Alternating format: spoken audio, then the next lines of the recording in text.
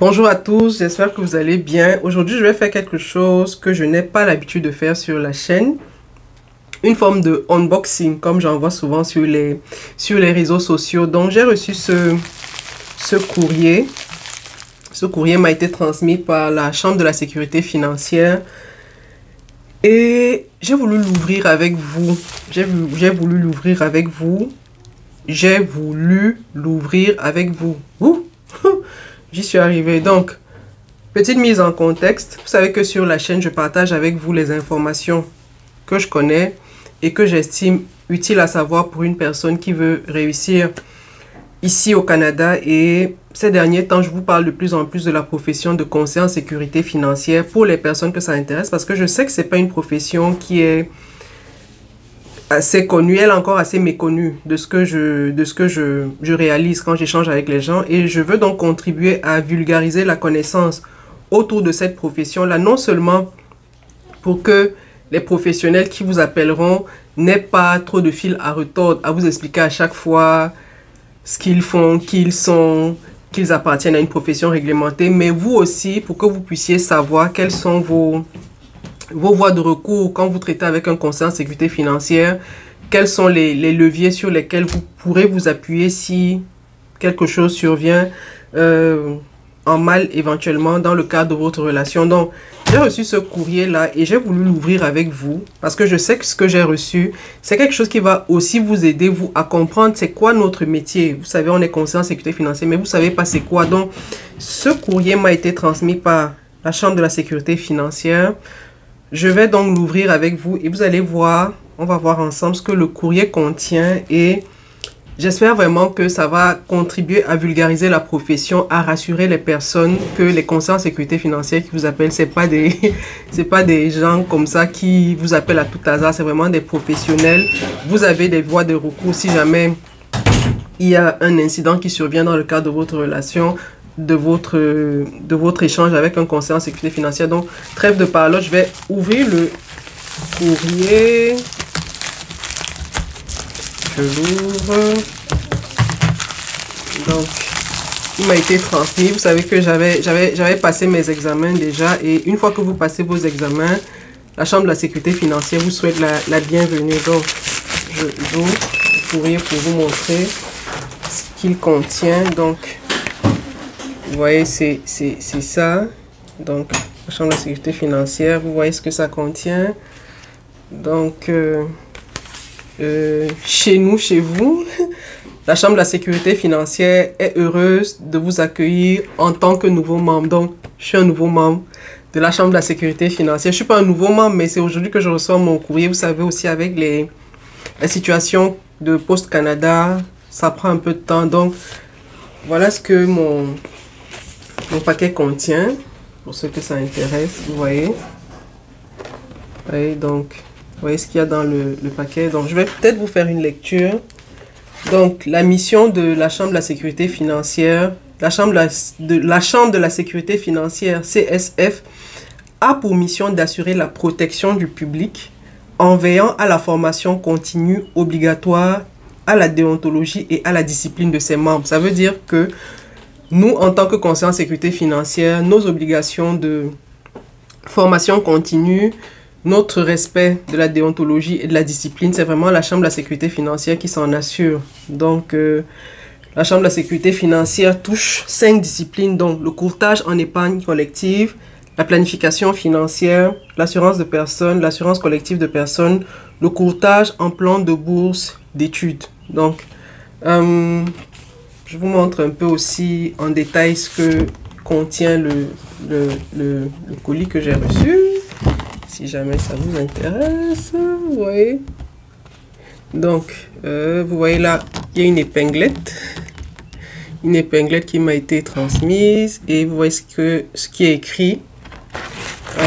C'est un pins en fait. Donc, je vais même porter le pins. Je vais porter le pins pendant la vidéo pour que vous voyez que je suis un fier membre. Je suis fier d'appartenir, d'être membre de la Chambre de la sécurité financière. Donc, l'épinglette de la Chambre de la sécurité financière, un plus pour vous identifier comme membre et inspirer confiance. Donc, désormais, quand je ferai des rencontres avec vous, si vous me voyez arborer ce pins-là, sachez que le but, c'est de m'identifier comme membre de la Chambre de la sécurité financière et inspirer confiance. Donc, le petit badge à l'effigie de la Chambre de la sécurité financière représente bien votre organisme d'auto-réglementation. Sa forme véhicule des notions d'aide et de protection. La mission première de la Chambre de la sécurité financière étant de protéger le public par la formation continue et l'encadrement de ses membres. Ça veut dire que j'ai une obligation de formation continue et je dois respecter le code éthique et la déontologie de tous les conseillers en sécurité financière. Donc, ces couleurs, aisément associées au secteur financier, inspirent confiance tout en se distinguant de celles des principaux acteurs du domaine. L'emblème de la Chambre souligne la probité, l'intégrité, la rigueur et la compétence des conseillers en services financiers qui l'arborent fièrement. Ça veut dire que j'ai une obligation de probité, d'intégrité, de rigueur, de compétence. Enfin, le logo membre de la Chambre de la sécurité financière. Donc, désormais, quand je ferai mes visuels, je pourrais utiliser le logo de la Chambre de la sécurité financière, vous voyez. Et on me dit comment je dois l'utiliser. C'est-à-dire que ici, il est précisé comment un conseiller en sécurité financière qui utilise le logo de la Chambre de la sécurité financière doit l'utiliser. Donc, quand vous utilisez le logo qui vous identifie comme étant membre de la Chambre, vous ajoutez sérieux et crédibilité à vos pièces de communication. Afficher votre appartenance à un organisme dont la mission est de protéger le public démontre votre fierté et votre engagement à respecter plus hauts standards d'éthique et de professionnalisme. Donc, je démontre en utilisant ce logo-là mon engagement à respecter les plus hauts standards d'éthique et de professionnalisme. Donc, c'est la Chambre de la sécurité financière. Comme vous voyez, je peux désormais utiliser ce logo-là et je peux le télécharger. Vous voyez, ils me disent ici, télécharger le logo. Vous voyez, est-ce que ça se voit? Voilà. Parfait. Télécharger le logo. Donc, je peux télécharger le logo et utiliser. Ne le téléchargez pas parce que vous ne pouvez pas. Le pins aussi, je ne sais pas si je vais le montrer de près. Vous voyez, le pins. Donc, je vais le porter tout à l'heure. Vous pourrez le voir. Vous voyez. Donc, je vais le déclipper. Là, pour que vous puissiez le voir. Je vais le mettre. Je vais le mettre pour la suite de la vidéo.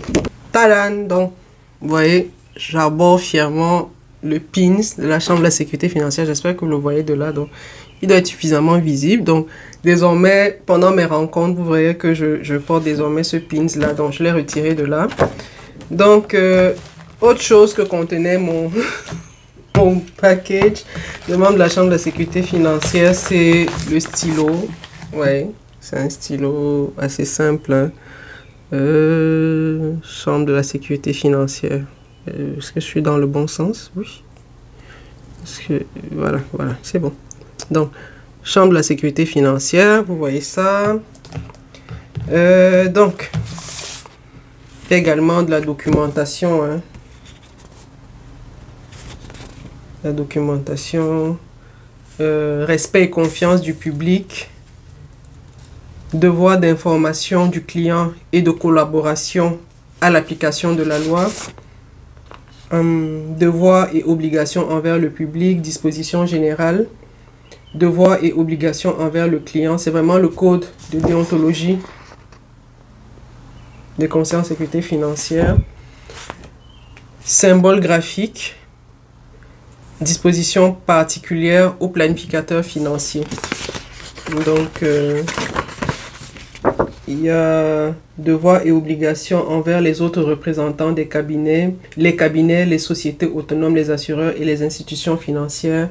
Devoirs et obligations envers les assureurs, devoirs et obligations envers la profession. En fait, on nous rappelle vraiment quels sont nos devoirs et nos obligations envers toutes les personnes avec qui nous travaillons, que ce soit les personnes que nous accompagnons, donc vous, que ce soit les compagnies que nous représentons, que ce soit les autres professionnels. Ça veut dire que quand je me tiens devant vous, j'ai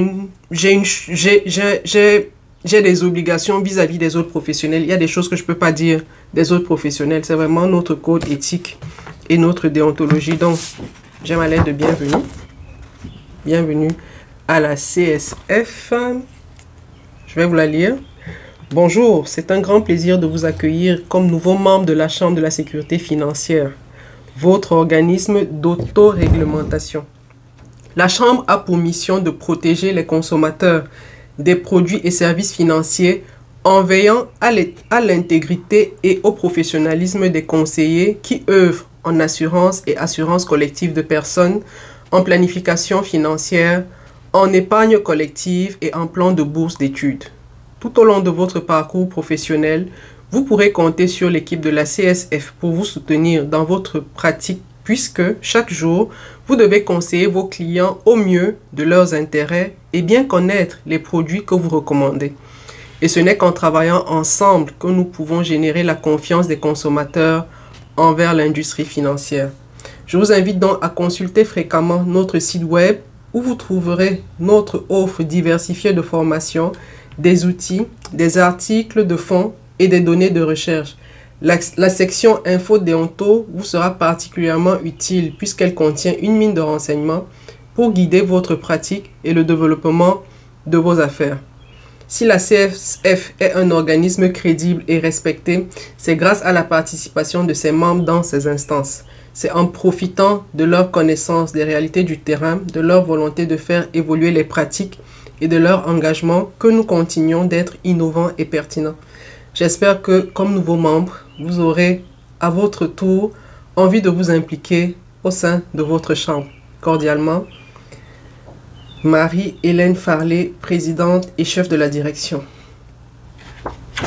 Voilà. Donc, si vous me suivez sur WhatsApp, vous savez certainement que j'ai déjà configuré mon accès membre. Donc, là, on me rappelle juste d'accéder comme membre, mais j'ai déjà fait cette configuration-là parce que avant de me transmettre ce package-là, on m'a notifié par courriel. Donc, j'ai déjà configuré mon espace membre. Je fais déjà mes formations et voilà, c'était une petite vidéo que je voulais faire avec vous pour vous faire comprendre un peu c'est quoi notre profession, que vous sachiez que c'est vraiment une profession réglementée, encadrée.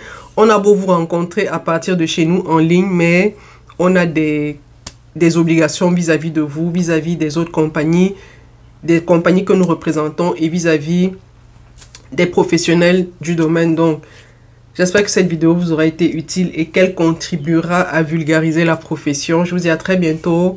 Prenez soin de vous. Bye.